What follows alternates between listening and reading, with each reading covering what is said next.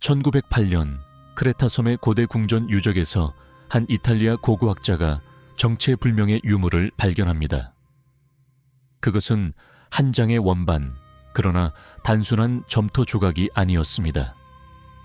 그 표면에는 지금까지 그 어떤 학자도 완전히 해독하지 못한 기호들이 새겨져 있었죠. 오늘 우리는 이 고대의 수수께끼를 파헤쳐 보겠습니다. 지중해의 작은 섬 크레타. 이곳에는 한때 번성했던 미노아 문명의 유적이 남아 있었습니다. 이탈리아 고고학자 루이지 페르니에는 크레타 섬 남부의 파이스토스 궁전에서 발굴 작업을 진행하던 중이었습니다. 그런데 한 더미의 유적 속에서 이상한 점토 원반 하나가 모습을 드러냅니다. 지름 약 16cm, 두께 2cm에 불과한 작은 점토 조각. 하지만 그 표면에는 정교하게 새겨진 기호들이 나선형으로 배열되어 있었습니다.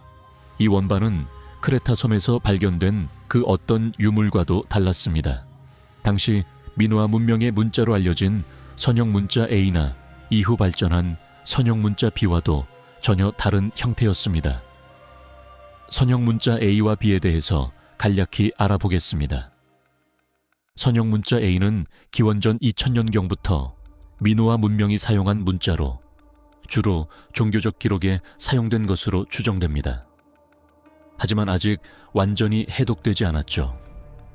선형 문자 B는 이후 미케네 문명이 발전시키면서 사용한 문자로 이는 고대 그리스어와 연관이 있다는 것이 밝혀졌습니다. 쉽게 말해 선형 문자 B는 해독되었지만 선형 문자 A는 여전히 미스터리로 남아있는 문자입니다. 그런데 파이스토스 원반의 문자는 이 두 가지 문자와도 다릅니다. 기호의 배열과 쓰임 방식이 완전히 다르며 심지어 인쇄 도장 방식으로 제작된 흔적까지 발견되었습니다. 과연 이 원반은 미노아 문명의 잃어버린 기록일까요? 아니면 고대인들이 신과 소통하기 위해 사용한 의식 도구였을까요? 그것도 아니라면 인류가 발견하지 못한 제3의 문명이 남긴 단서일까요? 파이스토스 원반의 양면에는 총 241개의 기호가 새겨져 있으며 이는 45개의 독특한 문자로 구성되어 있습니다. 그런데 이 기호들을 자세히 살펴보면 단순한 그림이나 장식이 아니라 특정한 규칙성을 가진 언어적 구조를 보인다는 점이 흥미롭습니다. 연구자들은 기호들이 어떤 특정 패턴으로 반복된다는 점을 발견했습니다. 예를 들어 일부 기호는 특정 강역으로 등장하며 일정한 문장 구조를 형성하는 듯한 배열을 보입니다. 마치 우리가 문장을 쓸 때 문법적 규칙이 있는 것처럼 이 원반 속 기호들도 단순한 그림이 아니라 어떤 체계를 가진 상징들일 가능성이 높다는 것이죠. 또 같은 기호들이 여러 번 등장하는 것을 보면 일종의 어휘처럼 사용되었을 가능성도 제기됩니다. 특히 눈여겨볼 점은 이 원반의 제작 방식입니다. 일반적으로 고대 문자는 돌이나 점토에 손으로 새기는 경우가 많았지만 파이스토스 원반은 하나하나의 기호를 개별적으로 조각한 도장을 사용해 찍어낸 방식이었습니다. 이 방법은 현대 활판 인쇄 기술과 매우 유사합니다.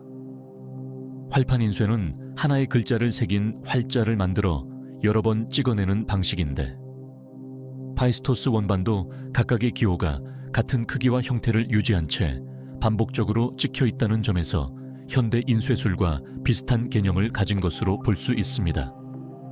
파이스토스 원반을 해석하려는 시도는 오랜 시간 동안 이어져 왔습니다. 하지만 그 누구도 명확한 답을 내리지 못했죠. 그렇다면 지금까지 제기된 여러 해석들을 하나씩 살펴보겠습니다. 첫 번째 가설. 종교적 기도문. 일부 학자들은 파이스토스 원반이 고대 미노아 문명의 종교적 의식에서 사용된 기도문일 가능성이 높다고 주장합니다.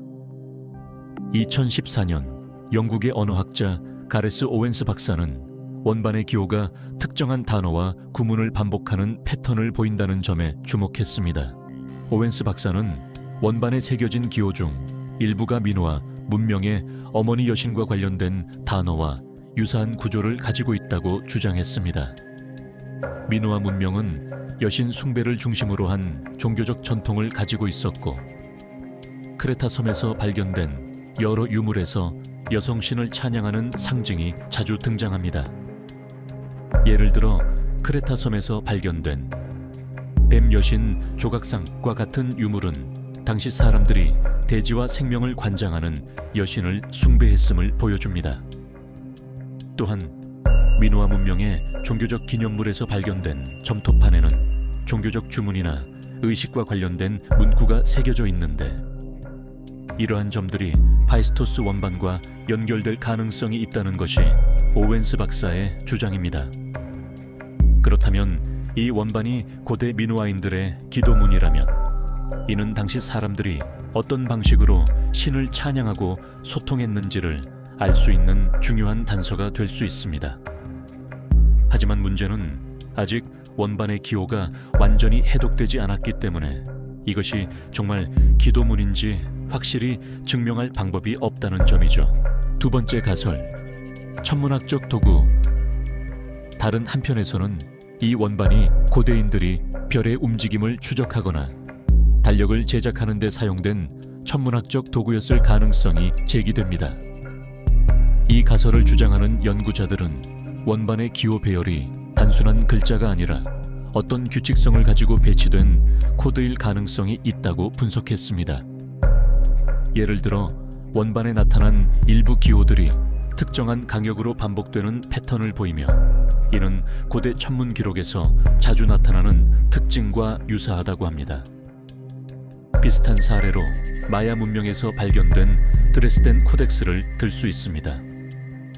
이 책자는 고대 마야인들이 달과 금성의 움직임을 추적하기 위해 작성한 기록물로 특정한 기호들이 반복되며 천체 주기를 나타냅니다.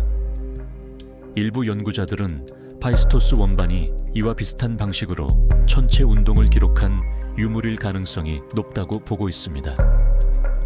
또한 고대 바빌로니아인들은 점토판에 달의 위상, 행성의 위치, 일식과 월식의 주기를 기록했으며, 이를 통해 정교한 달력을 만들었습니다. 만약 파이스토스 원반이 천문 기록을 담고 있다면 미노아 문명 역시 고도로 발전된 천문학적 지식을 가지고 있었을 가능성이 있다는 것이죠. 하지만 이 가설에도 의문점이 있습니다. 만약 이 원반이 달력이라면 왜 지금까지 발견된 다른 미노아 유물에서는 비슷한 방식의 천문 기록이 나타나지 않았을까? 그리고 원반에 새겨진 기호들이 실제로 천문 현상을 의미하는지를 어떻게 확실히 증명할 수 있을까요? 세 번째 가설, 인류 최초의 인쇄 기술. 또 하나의 흥미로운 가설은 이 원반이 세계에서 가장 오래된 활판 인쇄물이라는 주장입니다. 기원전 3세기경 중국에서 인쇄술이 시작되었다고 알려져 있지만, 만약 이 원반이 실제로 기원전 1700년에 제작되었다면 인쇄 기술의 기원은 우리가 알고 있는 것보다 훨씬 오래되었을 가능성이 있습니다. 파이스토스 원반은 손으로 새긴 것이 아니라 각 기호를 따로 제작한 뒤 도장처럼 찍어낸 흔적이 있다는 점에서 주목받고 있습니다. 즉, 동일한 형태의 기호가 반복적으로 등장하는데, 이는 일반적인 필기 방식과는 차이가 있으며 체계적인 인쇄 기술의 흔적이라는 것이죠. 네 번째 가설, 외계 문명의 메시지. 가장 논란이 되는 가설 중 하나는 바로 이 원반이 외계 문명이 남긴 메시지라는 주장입니다. 이 가설을 제기한 대표적인 인물 중 하나는 에리히 폰 데니켄입니다. 그는 신들의 전차라는 책을 통해 고대의 문명들이 실제로는 외계 존재들과 접촉했을 가능성이 있다고 주장했습니다. 데니켄을 비롯한 일부 연구자들은 파이스토스 원반의 기호들이 지구상의 어떤 문자와도 정확히 일치하지 않는다는 점을 강조하며, 이것이 외계 문명이 인류에게 전달한 정보일 가능성을 제기했습니다. 또한 원반의 제작 방식이 당시 지구상의 기술 수준을 넘어선다는 점 역시 외계 문명의 개입 가능성을 뒷받침하는 요소로 제시됩니다. 하지만 이 가설은 주류 학계에서는 받아들여지지 않고 있습니다. 현재까지 이 원반이 외계 문명과 관련이 있다는 확실한 증거는 존재하지 않으며 대부분의 학자들은 이 가설이 증거보다는 상상력에 기반한 주장에 불과하다고 보고 있죠. 파이스토스 원반을 해석하려는 다양한 시도가 있었지만 그 어떤 주장도 확실한 결론에 도달하지 못했습니다. 이것이 미노아 문명의 종교적 기도문일까요? 아니면 고대 천문학 기록이 담긴 달력일까요? 혹은 우리가 아직 이해하지 못한 인류 최초의 인쇄 기술의 흔적일까요? 그리고 마지막으로 정말로 우리가 놓치고 있는 무언가가 있는 걸까요? 100년이 넘는 시간이 흘렀지만 이 원반의 비밀은 여전히 풀리지 않았습니다. 여러분은 어떤 가설이 가장 신빙성 있다고 생각하시나요? 댓글로 여러분의 의견을 남겨주시고 다음 영상에서 또 다른 미스터리를 파헤쳐 보겠습니다.